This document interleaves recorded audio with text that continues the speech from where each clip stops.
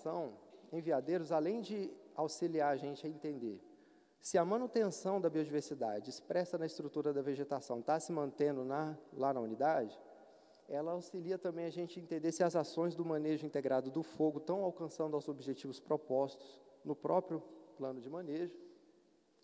E, além de diferentes perguntas e investigações, subsidiam a gente também a entender os efeitos do uso público, especificamente identificados pela unidade de conservação, os efeitos do trânsito de visitantes sobre a estrutura, os efeitos das infraestruturas de visitação sobre a estrutura da vegetação próxima, né? E se as populações exóticas invasoras estão aumentando em áreas com visitação. Essas são as principais perguntas a serem subsidiadas. Tá? Para isso, a gente pensou, então, num desenho amostral que abrangesse de maneira mais representativa esses ambientes na unidade. E para quem conhece a unidade, sabe que esse desenho está abrangendo boa parte do polígono antigo do parque, né?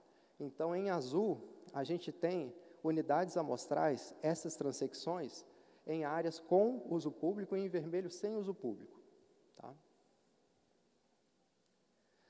Então, esses dados que a gente vai estar observando aqui, pessoal, são apenas de uma única campanha amostral, tá? Lembrando que o programa de monitoramento ele é de longo prazo, tá? Então faço já essa ressalva.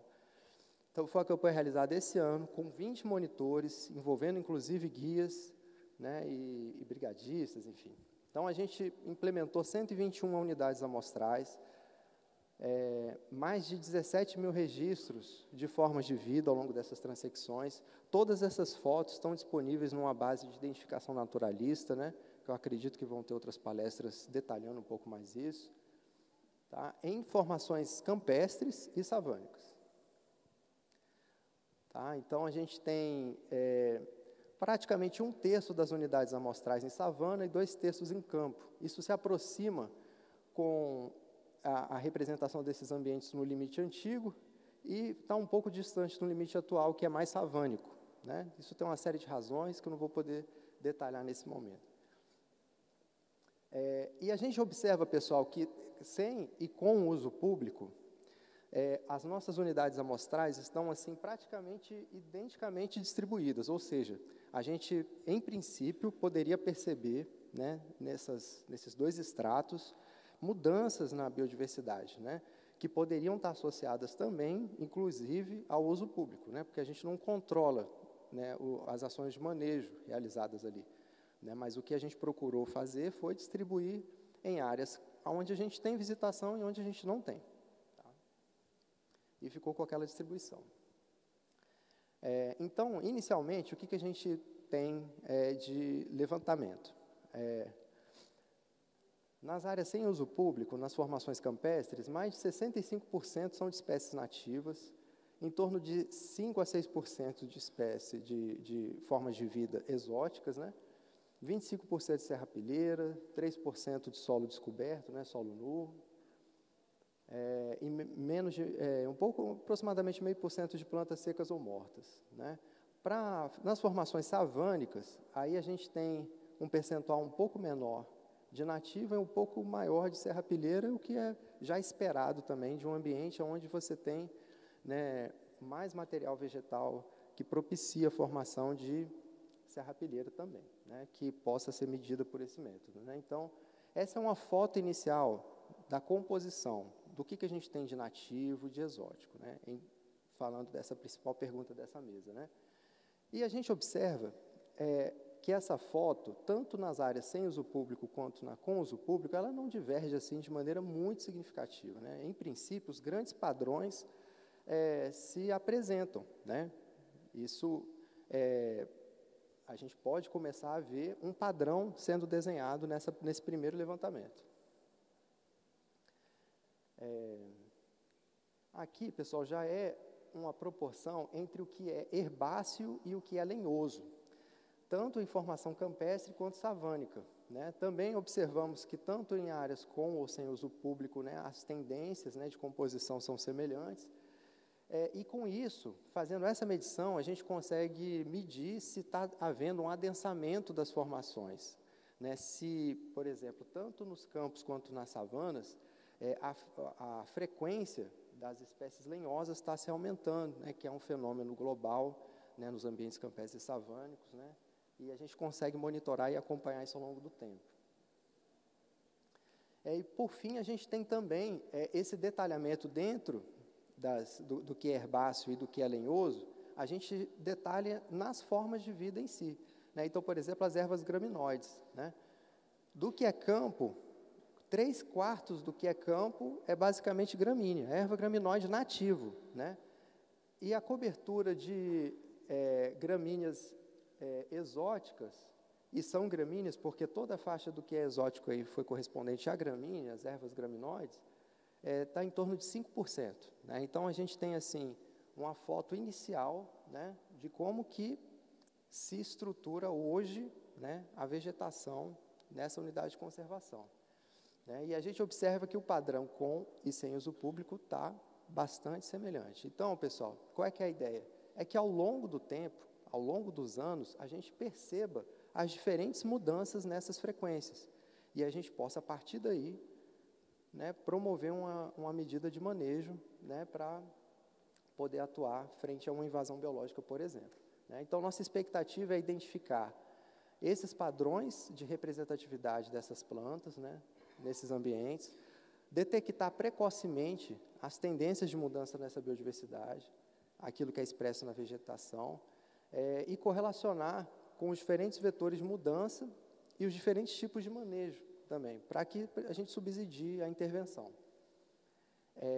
E algumas ressalvas que são importantes a respeito desses dados apresentados, pessoal, é que são, assim, dados preliminares de uma única campanha, né? Ou seja, não dá para a gente, com isso, né, fazer nenhuma inferência ou conclusão a respeito se o uso público está, né, impactando ou não a unidade de conservação. Né? Mas, no futuro, a gente pretende ter um subsídio para poder auxiliar a gente a entender como que o uso público se relaciona com os efeitos na biodiversidade. Né?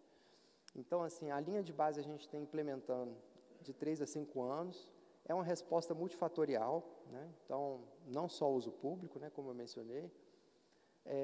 E, por fim, pessoal, o programa Monitora, ele gera alertas, né? Auxilia a gente a observar tendências, mas a investigação e a relação do que é causa e efeito, né, e testes de hipóteses, isso a gente faz com pesquisas científicas que podem ser executadas a partir da implementação do Monitora. Tá? Então, a gente fica à disposição para contatos, interessados em colaborar. Né? A gente tem, no momento, uma base de colaboradores, que é o que possibilita a gente estar implementando essa estratégia. Tá? Grato aí pela atenção e desculpe a extrapolação do tempo.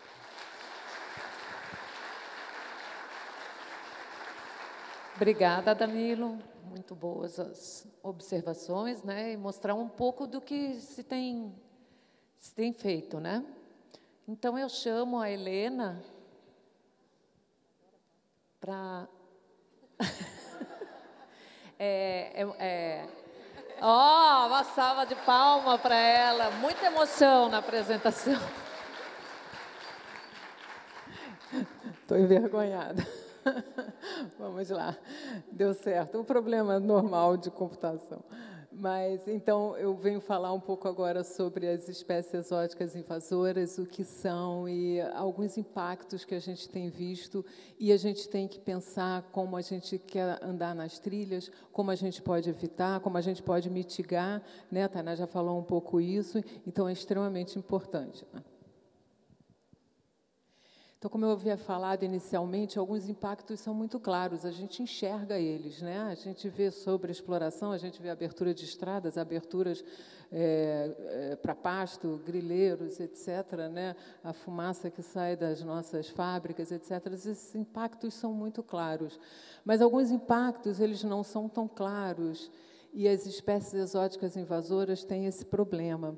Quando você olha imagens como essa, qual o impacto? O que está de errado nessa imagem, nessas imagens, né? Então, por exemplo, a gente tem na foto de cima o sagui, que no sul e sudeste são invasores, eles são nativos, mas do nordeste. Você tem coral-sol, que é esse amarelo embaixo. Você tem palmeira imperial, né, que é tão comum no Brasil, que a gente vê nas fazendas, nas entradas de fazendas, zebrinas ao longo das trilhas, lírio do vale, jaqueira. Nessa imagem de jaqueiras que vocês estão vendo, todos os adultos são jaqueiras, só para vocês terem uma ideia. Javali, esse com certeza todos vocês já ouviram falar. Então, antes de passar adiante, é importante a gente definir exatamente o que são as espécies exóticas invasoras. Então, as espécies exóticas são espécies que apresentam uma história evolutiva em determinado local, mas que estão presentes em outros ambientes distintos daqueles de sua distribuição original. Tá?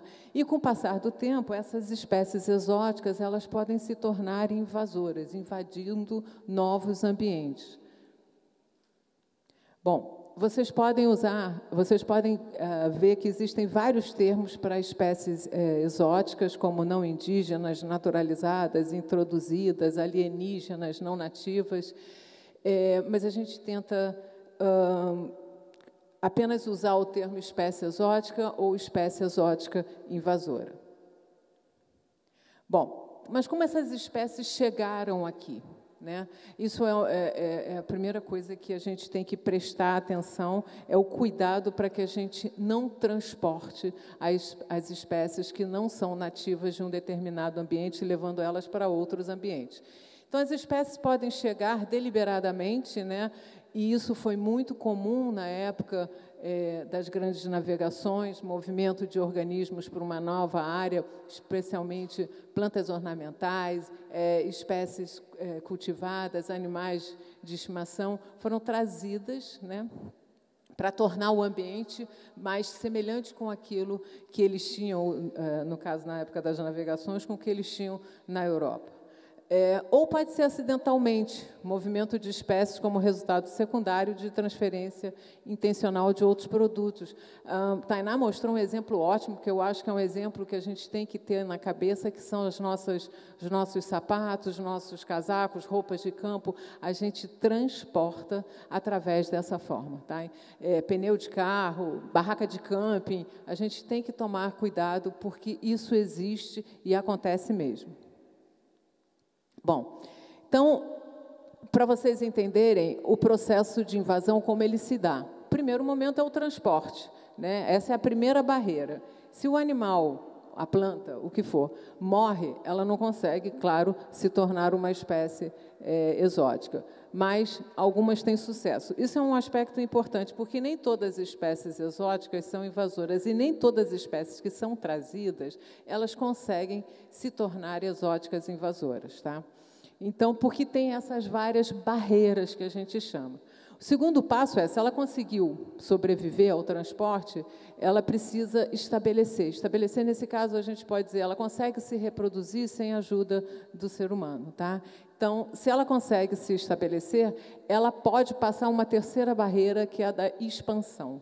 Tá? Ou seja, ela se expande para os novos ambientes. E esse é um grande momento de perigo, porque aí a espécie se torna invasora. E a percepção humana depende muito do nosso conhecimento e do quão mal essa espécie pode ter para a gente. Né? Então, a nossa percepção ela pode ser baixa ou alta, dependendo do impacto dessa espécie para nós humanos.